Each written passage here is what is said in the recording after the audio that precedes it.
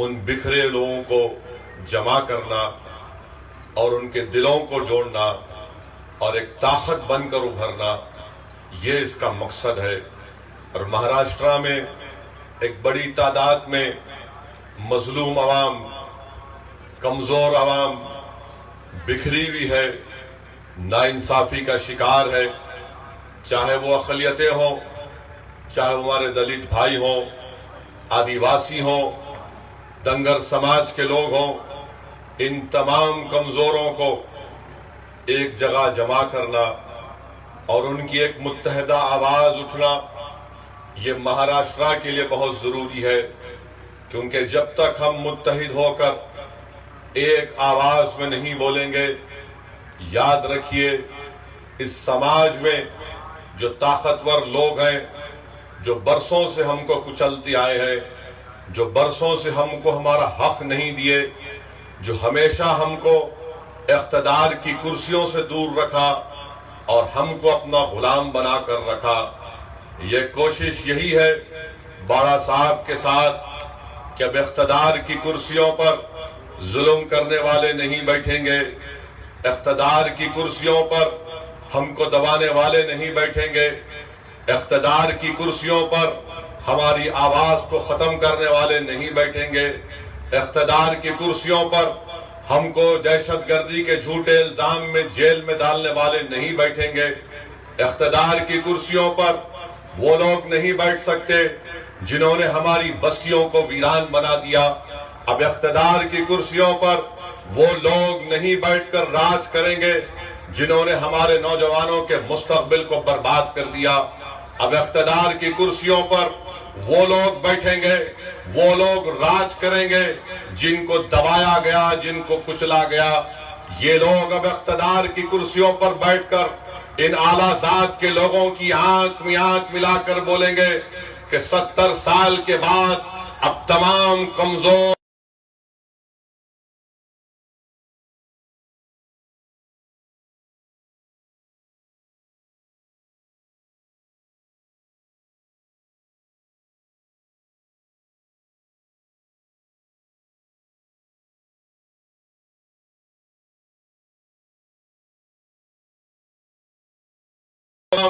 दलित अवाम, अक़लियतें, ये तमाम एक आवाज में पुकार कर महाराष्ट्र में कह रही है कि जालिमों, तुम्हारे दौर का खात्मा होने जा रहा है और इंशाअल्लाह ताला यहाँ से कमजोरों का और मजलूमों का राज शुरू होगा।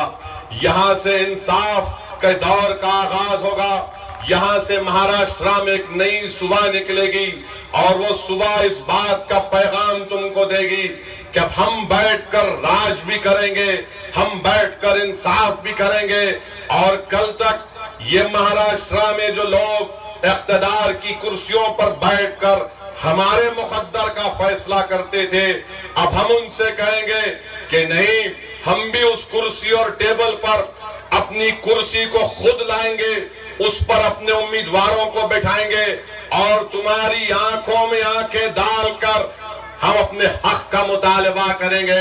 अगर तुम हमको हक नहीं दोगे तो बाबा साहिब अम्बेडकर का संविधान हमको इस बात की इजाजत देता है कि जो तुम्हारा हक नहीं देता तुम उनसे अपना हक छीन लो। और आज वक्त आया कन्नड़ की आवाम कि हम अपना हक छीनेंगे, हम अपना जायज मुकाम हासिल करेंगे। अब वो गुलामी का दौर खत्म होगा, अब वो सिर्फ किसी को वोट डालने का दौर खत्म होगा। अब हम ना सिर्फ वोट डालेंगे बल्कि हम अपने उम्मीदवार के हक में अपने वोट का इस्तेमाल करेंगे। 70 साल से हमको डराया गया, डरा डरा कर वोट हासिल किया गया। हिंदुस्तान की जमहूरियत में मेरे नौजवानों 17 पार्लियामेंट के इलेक्शन हो चुके हैं। हर इलेक्शन में डराया गया, खौफ दिलाया गया कि वोट डालो तुम्हारी मस्जिद बचेगी, वोट डालो फसाद नहीं होगा। तुमने वोट डाला मगर मस्जिद शहीद हो गई। दलितों से कहा गया कि वोट डालो अनटचेबिलिटी खत्म होगी, मगर क्या मिला? पीठ पर कोड़े मिले। गुजरात में हमसे कहा गया कि वोट डालो, तुम्हारे नौजवानों के मुस्तकबिल को हम अच्छा करेंगे। हमारे बुजुर्गों ने वोट डाला मगर उन बुजुर्गों को नौजवानों की जवानी नहीं मिली, क्योंकि उनकी जवानी जेल में सड़ गई। हमसे कहा गया कि तुम्हारी माँ और बहनों की इज्जत की हिफाजत की जाएगी, मगर दुनिया ने देखा कि यह हिंदुस्तान का वजीर आजम जो गुजरात का चीफ मिनिस्टर था, उसकी नाक के नीचे इकबाल बानो की इज्जत लूटी गई। नौजवानों, जो तुमसे आकर झूठे दिलासे देती है कि तुम्हारे घर को बचाया जाएगा, तुम्हारी नौजवानों की जवानी को बचाया जाएगा, हमारी माँ और बहनों की इज्जतों को बचाया जाएगा, जितने बोलने वाले हैं ये सब के सब चोर हैं, जालिम हैं। अब इनको वोट नहीं देना है, वोट देना है तो प्रकाश अंबेडकर को वोट देना है, बाबा साहब को देना है। अगर आप अपनी फितरत में, अपनी तबीयत में तब्दीली पैदा करेंगे तो यकीनन इंशाअल्लाह ताला हम इन तमाम मुजालिम का, नाइंसाफियों का खात्मा करेंगे। अरे याद रखो, आज का नौजवान मोदी हो, आरएसएस हो, फडणवीस हो, शरद पवार हो, अरे हम इनसे नहीं डरने वाले, न उद्धव ठाकरे से डरने वाले। हम डर कर सियासत नहीं करेंगे। हम तुमसे अपील कर रहे हैं कि उम्मीद के नाम पर बेखौफ होकर इम्तियाज जलील को कामयाब करना है। आज का नौजवान डरने वाला नहीं है। वो दिन चले गए आरएसएस वालों, जब तुम कहते थे कि शेर आएगा, शेर आएगा, बल्कि महाराष्ट्र के आज जिस मुकाम पर ये शेरवानी जाता है, नौजवान पुकार कर कहता है कि शेर आ गया, शेर आ गया। अब तुम हमको शेर के नाम पर नहीं डरा सकते। अरे जितने शेर इनके, ये बगैर दुम के शेर है, ये खाली इनके शेर है, इन पर कदम रखो और इनको रोन दो अपने पैरों से। ये हिंदुस्तान की जमहूरियत तुमसे मुतालबा करती है। ये हिंदुस्तान का संविधान, बाबा साहिब ने हमको क्या दिया? हथियार दिया। बाबा साहिब ने हमको हथियार दिया। क्या हथियार दिया? बंदूक दी, गोली दी, तोप दिया? नहीं। अंबेडकर ने कहा था, बाबा साहिब ने, कि मैंने तो संविधान दे दिया, मैं तुमको ये हथियार दे के जा रहा हूं, क्योंकि मुझे मालूम कि मेरी जिंदगी मुझसे वफा नहीं करेगी और ये हिंदुस्तान के कमजोर और मजलूम वंचित समाज को इंसाफ नहीं मिलेगा। तो बाबा साहिब ने कहा कि ये हथियार लो, वोट का, ये हथियार को इस्तेमाल करो, अपने लिए इस्तेमाल करो। तो हमने क्या किया? इस हथियार को इस्तेमाल करते दुश्मन के खिलाफ, वो दुश्मन जो हमको आज गरीबी और मुफलिसी में मुलव्विस कर दिया, जिसने हमारे नौजवानों की जवानी को बर्बाद कर दिया और हमारी माँ और बहनों के दिलों में हमेशा एक खौफ को पैदा कर दिया कि अगर हिंदुस्तान के किसी कोने में कुछ हो जाए तो एक माँ अपने घर से पुकार कर कहती है कि मेरा बेटा अहमद कहाँ है, मेरा बेटा जुनैद कहाँ है। गड़बड़ हो गई। हम उन माओं से कहना चाह रहे हैं कि अम्मा, अब तुमको डरने की जरूरत नहीं है। हमने डर डर कर 70 साल गुजार दिए। अगर अहमद को कुछ होगा, अगर जुनैद को कुछ होगा, तो महाराष्ट्र में प्रकाश अंबेडकर के जेर क़यादत तमाम मजलूमी एक जगह जमा हो चुकी है। सब दौड़कर अहमद को बचाएंगे, सब दौड़कर जुनैद को बचाएंगे, सब दौड़कर उस माओ को दिलासा दिलाएंगे कि अब डर डर कर जिंदगी नहीं गुजारेंगे, अब आहों से जिंदगी नहीं गुजारेंगे। नौजवानों, तुम अपने पेशानियों से बल को निकाल दो। बुजुर्गों, तुम जो रातों में उठकर अपने तमाम मुल्क के लिए, अपने बच्चों के लिए जो आंसू बहाते, मैं आपसे अपील कर रहा हूं कि तुम्हारी रातों की दुआएं इंशाअल्लाह ताला कबूलियत की तरफ आ चुकी है। अब इनकलाब बर्पा होगा।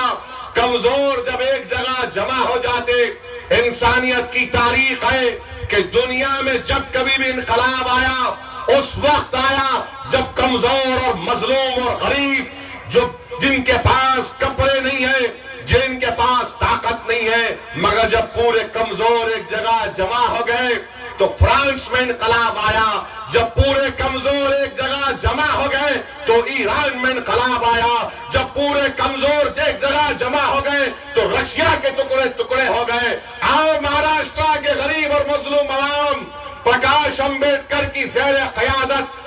जालिमों से जमहूरी तरीके से मुकाबला करेंगे और हिंदुस्तान की पार्लियामेंट में बाला साहब को भिजाएंगे, इम्तियाज को भिजाएंगे। और ये महाराष्ट्र में ये जो 40-50 खानदान है जो ये समझते हैं कि इनकी बाप की जागीर है इलेक्शन जीतना, अब जमहूरियत किसी के बाप की जागीर नहीं है। जमहूरियत गरीब आवाम की ताकत है, जमहूरियत गरीब आवाम की दौलत है और गरीबों के पास हथियार वोट का है। वोट को इस्तेमाल करना पड़ेगा, अपने वोट को इस्तेमाल करना पड़ेगा और तभी जाकर ये मजलूमों को इंसाफ मिलेगा, जालिमों को इंसाफ मिलेगा। ये जालिम को भी इंसाफ दिलाना ये है कि इनको घर में बिठाना है। आप अंदाजा लगाओ, तुम्हारा यहां का एमएलए उम्मीदवार है, ससुरा बीजेपी में है। ये कैसा दामाद है, ये कैसा ससुरा है, ये कैसे घर की कहानी है कि ससुरे को दामाद पे कंट्रोल नहीं, कि जिस ससुरे ने उसको अपनी बेटी दी ये दामाद अपने ससुरे की पार्टी में नहीं है, मगर कह रहा है ये मैच फिक्सिंग है ससुरे की और दामाद की। ससुरा बोल रहा तू उधर से पीठ मेरी खुजा, मैं तेरे को नीचे से खुजाता हूं। ये खुजली इनको है। पाउडर हमारे पास है बाबा बाड़ा साहिब का, अब हम पाउडर डालेंगे, इनकी खुजली खत्म करेंगे। बहुत खुजा लिए हमको। अब ससुरा बीजेपी में, दामाद यहां पर, मगर दोनों बोल रहे मित्रों मेरा है, मैं मोदी को साथ दूंगा। अरे ये कैसा ससुरा है तू ससुरू, तेरा दामाद तेरे साथ नहीं है। और दामाद बोलता है कि मैं जीतूंगा तो मोदी के पास जाऊंगा। मैं तो महाराष्ट्र की आवाम से अपील कर रहा हूं कि ससुरे और दामाद को मिला दो, दोनों को हरा दो, घर में बिठा दो, दोनों के घर वाले खुश हो जाएंगे। क्योंकि ससुरे दामाद को मिलाने का काम प्रकाश अंबेडकर साहब इंशाअल्लाह करेंगे। मित्रों का तो मामला है ही नहीं, क्या बोल सकते हो उनको। कम से कम यहाँ ससुरे दामाद है, वहां तो हम क्या कुछ बोल ही नहीं सकते। मेरे भाई, हम आपसे गुजारिश करने आए हैं कि डर के नाम पर नहीं, एक उम्मीद के नाम पर एक मर्तबा वोट दो। तुमने हर पार्लियामेंट के इलेक्शन में डर के नाम पर दिया कि मेरे घर का क्या होगा, मेरे गांव में मैं रह सकूंगा नहीं रह सकूंगा, मेरे बाबा साहिब के स्टैचू को कोई नुकसान तो नहीं कर देगा। मेरे अजीज दोस्तों और बुजुर्गों, अगर तुम अल्लाह से डरते हो तो तुमको मोदी से डरने की जरूरत नहीं है। अगर तुम बाबा साहिब अंबेडकर से मोहब्बत करते हो तो तुमको मोदी से डरने की जरूरत नहीं। अगर तुम मजलूमों से इंसाफ चाहते हो तो तुम जालिमों का साथ नहीं दे सकते। अगर तुम इंसाफ चाहते हो तो तुम जालिमों के साथ खड़े नहीं हो सकते। याद रखो, एक तरफ इंसाफ है और एक तरफ जुल्म है। ये समंदर के दो किनारे हैं और तारीख गवाह है कि समंदर के दो किनारे कभी नहीं मिलते। मेरे भाई, यकीनन आज हमने अपने समंदर में एक तूफान को बर्पा किया है, तो दूसरी तरफ जालिम भी कह रहा है कि मैं तुम्हारे तूफान को खत्म कर दूंगा। हम कह रहे हैं कि हमारा जो तूफान है वो हक पर मुबन्नी है और जालिम कह रहा है कि हम तुम्हारी कश्ती में तूफान ला लेंगे। कैसा लाएंगे? खड़ा करेंगे मीर जाफर को, मीर सादिक को, ये दलालों को खड़ा करेंगे जो आकर कान में तुमसे खुसखुस करेंगे। अरे ऐसा होगा, ये शेरवानी आया तो खाली इसका काम वोट काटना है, ये उसका बी टीम है, ये इसका फुला है। आप एक बार फैसला कर लो, मैं तो खड़े होकर जिंदगी भर पुकारता रहूंगा। मेरी जबान को, मेरी सोच को, मेरी जुर्रत को, मेरी बेबाकी को सिर्फ मौत ही खामोश कर सकती है। इसमें बीजेपी कांग्रेस कुछ नहीं कर पाएगी।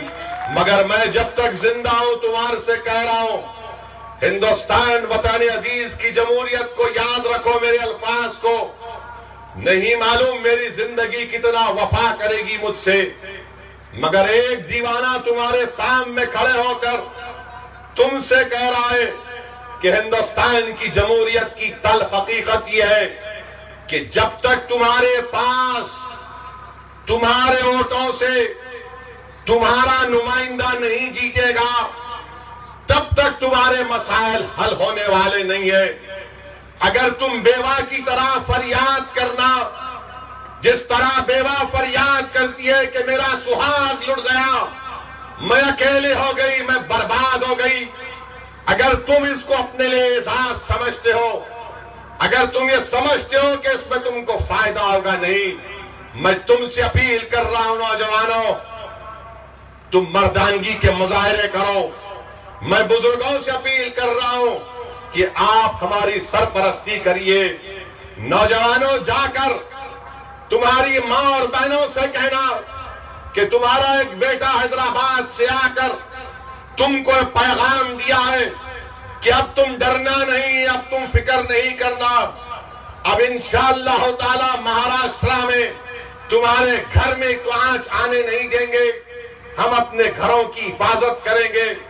याद रखो, क्या तुमने वो कहावत नहीं सुनी कि जिसकी लाठी उसकी भैंस?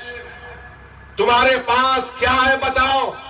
लोग बार बार बोलते इन्हें जीतेंगा, उन्हें जीतेंगा। अरे मेरे भाई, अगर डाकू आता है, चोर आता है, तो जो छठावा चोर होता है, समझे चोर, जो चोर होता है, नहीं समझे तुम लोग, जो चोर होता है, चोर कौन है? इतना टाइम लग रहा है। तो जो चोर होता है, पुलिस से पूछो जाने के बाद, पुलिस वाले बोलेंगे जो चोरों की गैंग होती है वो पहले मोहल्ले में आकर देखते सबसे बड़ा घर किसका है और सबके पास, किसके पास कैमरा नहीं है, कैसे दाखिल होना। तो जो चोर होता है वो बड़ों के घर पर हमला करता है। हमारे पास है क्या चोरी करने के लिए? हमारे पास है ही क्या? कुछ भी नहीं है सिवाय एक कमली वाले की मोहब्बत हमारे सीनों में है। वही दौलत है, वही दौलत है, और तो कुछ है ही नहीं। तो चोर पहले बड़ों के घर पर चोरी करेगा। आपसे मैं कह रहा हूं, ये वक्त बीज बोने का नहीं है, ये वक्त फसल काटने का है। ये वक्त तुम अगर फसल काटोगे तो तारीख में तुम्हारा नाम लिखा जाएगा कि 50 साल के बाद जब औरंगाबाद की सियासी तारीख लिखी जाएगी तो मौरख लिखेगा कि कन्नड़ के लोगों ने खौफ के नाम पर नहीं, उम्मीद के नाम पर इम्तियाज जलील को कामयाब किया। मौरख लिखेगा कि हमने इंतशार का शिकार नहीं हुए बल्कि मुत्तहिद हो गए तमाम कमजोर अवाम, और प्रकाश अंबेडकर की आवाज पर हम जमा होकर इम्तियाज जलील को हमने हिंदुस्तान की पार्लियामेंट में भिजाया। नौजवानों, बुजुर्गों, हमको अपना नाम तारीख में रकम करना है और बता देना है इन लोगों को जो हमसे कहते कि तुम ख्वाब मत देखो, तुम ख्वाब मत देखो, तुम्हारा काम सिर्फ गली में पुकार लेना है। जो हमसे कहती है कि तुम सिर्फ सरपंच बन सकते हो, जो हमसे कहती है कि तुम हमारी खैरात पर कॉर्पोरेटर बन सकते हो, जो हमसे कहती है कि तुम हमारी खैरात पर एमएलसी तुमको बना देंगे। अब खैरात लेने का वक्त नहीं है, अपना हक लेने का वक्त है। तुमने बहुत खैरात दी इन जालिमों को 70 साल, अब एक दीवाना तुम्हारे सामने हाथ फैलाकर भीख मांग रहा है कि मेरा हक पहुंचता तुम पर, तुमने जालिमों को वोट दिया। आज तुम्हारा एक दीवाना भाई, तुम्हारा बेटा तुम्हारे सामने हाथ फैलाकर कह रहा है कि तुमने गैरों का साथ दिया, आज अपनों का साथ दो, कमजोरों का साथ दो, मजलूमों का साथ दो। बताओ कन्नड़ की आवाम, तुम मेरी झोली में तुम्हारे वोट डालोगे या जालिमों के हाथ में दोगे? बोलो, फैसला करो। आज आप जो हाथ उठा रहे तो याद रखो, ये जो हाथ आज उठ रहे 23 अप्रैल को पतंग के निशान पर बटन दबाने के लिए ये उंगली उठेगी। इस उंगली की गवाही दे दो, उंगली उठाकर, कि तुम 23 तारीख के दिन इंशाअल्लाह ताला इम्तियाज जलील को कामयाब करोगे। तुम सब इम्तियाज जलील हो, तुम सब प्रकाश अंबेडकर हो, तुम सब में असदुद्दीन ओवैसी की सोच है, ये तुमको बनना। मेरे अजीज दोस्तों और बुजुर्गों, अभी 10 मिनट है, बहुत टाइम है, 15 मिनट नहीं है, 10 मिनट है। मैं आपके सामने ये बात भी अर्ज करना चाह रहा था कि आज से करीब 80 साल पहले 30 दिसंबर के दिन इसी कन्नड़ के एक बहुत बड़े लीडर गुजरे हैं, बीएस मोरे साहब। बीएस मोरे साहब ने मखनपुर में एक दलित समाज का एक बहुत बड़ा जलसा किया था। तो कन्नड़ की तारीख में जो 80 साल पहले बीएस मोरे ने काम किया था, मैं उनको सलाम करता हूं कि उन्होंने राह दिखाई कि कैसे जिसके पास जमीन नहीं है उनको जमीन मिलना। बीएस मोरे साहब ने बाबा साहिब अंबेडकर का साथ दिया था, और आज कन्नड़ की आवाम से कह रहा हूं कि तुम प्रकाश अंबेडकर का साथ दो। और इम्तियाज जलील ने कहा, मैं भी कह रहा हूं कि जब असदुद्दीन ओवैसी दिल्ली जाएगा एमपी बनकर, इंशाअल्लाह, जब इम्तियाज जलील और बाला साहब और उनके पार्टी के लोग एमपी बनकर जाएंगे दिल्ली में, और किशनगंज से जब अख्तरुल ईमान इंशाअल्लाह एमपी बन के जाएगा, आपको मैं वादा कर रहा हूं कि हम बीजेपी का ना साथ देंगे ना मोदी को वजीर आजम बनने देंगे इंशाअल्लाह ताला। हमारी पूरी कोशिश होगी कि हिंदुस्तान में एक गैर बीजेपी सरकार बने और मोदी इंशाअल्लाह ताला एक्स प्राइम मिनिस्टर रहेगा इंशाअल्लाह ताला। मोदी के नाम के साथ आएगा साबिका वजीर आजम। अब बहुत हो गया, शुरू किए चाय वाले से, फिर बोला कि मैं मां गंगा का बेटा हूं। हमने कहा तुम्हारा अकीदा है, कोई एतराज नहीं।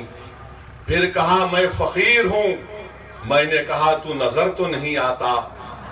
फिर कहा कि मैं फुला हूं, मैं चला जाऊंगा। हमने कहा कब जाओगे, हम तुमको निकाल कर भिजाएंगे वापिस। फिर कहा कि मैं अब चौकीदार हूं। अब आप बताइए कैसा चौकीदार? सोचो आप, बीजेपी का संकल्प पत्र आया जिसमें इतना उसका नाम लिए तो खुश हो रहे, और ले तो डर निकला नहीं निकला मोदी का। जोर से बोलो, आरएसएस मोदी का डर निकल गया। डर निकला या है अभी बाकी? डरना नहीं, कभी नहीं डरना इंशाअल्लाह ताला। इबादत की कबूलियत का पहला राज यह है कि सिवाय रब के किसी से नहीं डरना, किसी से नहीं डरना। ना असदुद्दीन ओवैसी से डरना, ना किससे भी नहीं डरना, सब बराबर है। संविधान ने सबको इंसान बनाया।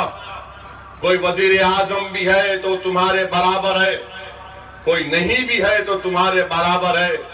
मोदी है तो सर से सींग नहीं निकल रहे, सब इंसान है और सबको इस दुनिया से जाना है बशमूल मेरे भाई। ये कैसा चौकीदार है कि अपने संकल्प पत्र में बीजेपी ने कहा कि हम जीरो टॉलरेंस रखेंगे टेररिज्म के नाम पर, जीरो टॉलरेंस। मोदी ने कहा कि टेररिज्म पर जीरो टॉलरेंस। मैं महाराष्ट्र की आवाम को, हिंदुस्तान की आवाम को आज के इस कन्नड़ के जलसे से पैगाम दे रहा हूं कि यकीनन आप मुझसे नफरत करते हैं कि ये शख्स हमेशा भड़काऊ भाषण देता है। यकीनन मुझे खुशी है कि आपने मुझे भड़काऊ भाईजान बना दिया, मुझे खुशी है, मगर एक बात याद रखो, बार बार भाईजान बोलेंगे तो आपकी बेइज्जती है, ये मेरी नहीं है। मैं इसको कबूल करने तैयार हूं अगर आप चाहे तो। एक में ही परेशान है सब लोग।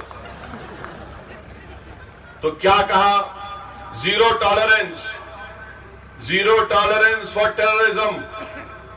मेरे भाई 29 सितंबर 2008 मालेगांव में मस्जिद के करीब बम ब्लास्ट हुआ, 6 लोग शहीद हुए, 100 लोग जख्मी हुए और ये चौकीदार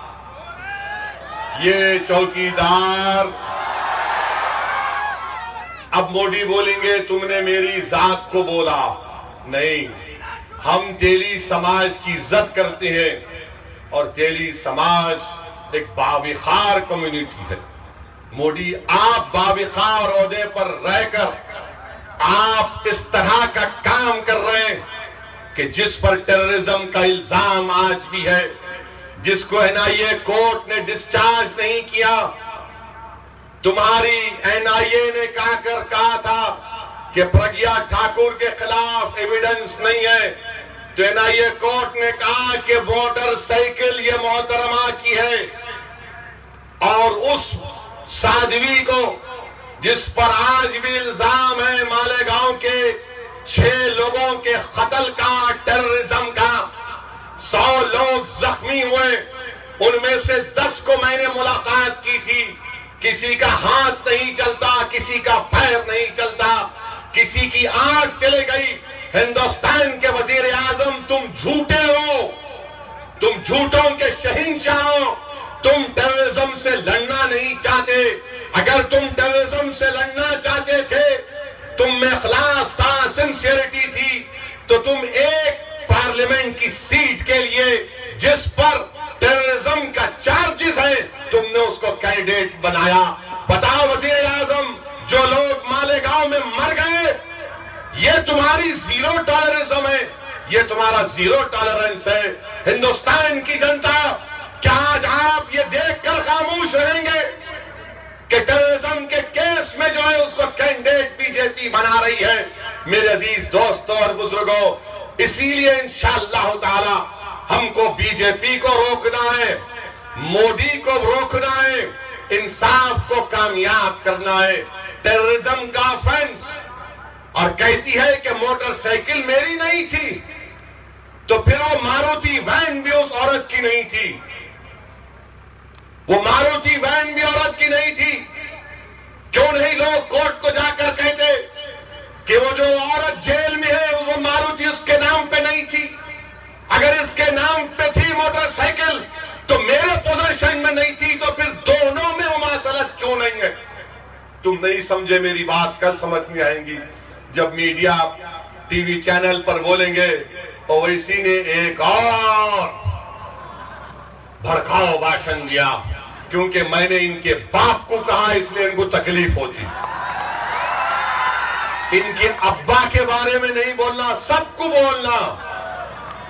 डैडी के बारे में नहीं बोलना, पप्पा के बारे में नहीं बोलना, मम्मी के बारे में नहीं बोलना, सबको बोलो। हम सबको बोलेंगे, डैडी को बोलेंगे, मम्मी को बोलेंगे, सबको बोलेंगे। क्यों बोलेंगे? क्योंकि बाबा साहिब का संविधान फ्रीडम ऑफ एक्सप्रेशन देता है। बोलो, बोलते रहो, खूब बोलो, अपने जज्बात को जबान पर लाओ और बोलो, तो तुम्हारे दिलो दिमाग में जो तूफान चल रहा है ना, जो कहते हैं कि ओवैसी ऐसा क्यों बोलता, इसलिए कि मैं तुम्हारे आंखों में वो जो चमक देखता हूं, जो तुम्हारी गुफ्तगू में तकलीफ देता हूं, वो अपनी जबान पर लाकर उसका इजहार करता हूं। वो तुम्हारी तर्जुमानी है, मेरी नहीं है। जो तुम्हारे दिलों में तूफान चल रहा, उस तूफान को इस जलसे के जरिए हिंदुस्तान के सामने ला रहा हूं कि एक टेररिस्ट एक्यूज को टिकट दिया जा रहा है। मुबारक हो मित्रों, मुबारक हो, मुबारक हो, आपने टेररिज्म से लड़ाई में नाकाम हो गए। मेरे भाई, अब रहा सवाल 2 मिनट कांग्रेस के लिए, only 2 minutes, not more than that.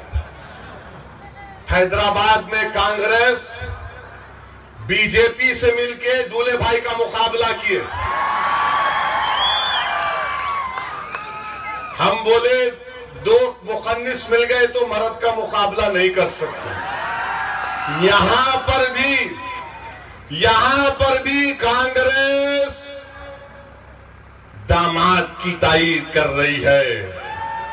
ये नहीं मालूम कि तुम भी ससुर हो गए। अच्छा, तो ये साजिश चल रही है कांग्रेस की। मेरे भाई, इनमें अब दमखम नहीं रहा। सेकुलरिज्म के नाम पर बहुत धोखा दिए। मैं कन्नड़ की आवाम से गुजारिश करने आ रहा हूं कि बेखौफ होकर हिंदुस्तान की पार्लियामेंट में इम्तियाज जलील और बारा साहब को भिजाइए। मैंने बहुत तकलीफ उठाई जब ट्रिपल तलाक का बिल पास हो रहा था। मैंने जिंदगी में इतना अकेलापन महसूस नहीं किया। मेरे भाई, मुझे अकेला मत भिजाओ हिंदुस्तान की पार्लियामेंट में। कोई तो मेरे साथ दोगे, कोई तो मेरा बाजू बनेगा, कोई तो मेरा साथी बनेगा। मैंने तो हमेशा अपनी जद लड़ाई यकीनन ऐवान में खड़े होकर वक्त के फिरौन के सामने हक को बयान किया। मगर आज जरूरत है आप मुत्तहिद रहिए और अपने वोट का इस्तेमाल करिए। कन्नड़ के कमजोरों, मजलूमों, सब जमा हो जाओ और एक होकर 23 तारीख के दिन पतंग के निशान पर बटन दबाइए। 6 नंबर पर इम्तियाज का नाम है और एक छक्का लगाइए। नाने उर्दू न्यूज यूट्यूब चैनल को सब्सक्राइब जरूर करें और बेल आइकन को क्लिक करें। बेल आइकन को क्लिक करने से होगा ये कि आपको लेटेस्ट न्यूज अपडेट की नोटिफिकेशन मिलती रहती है।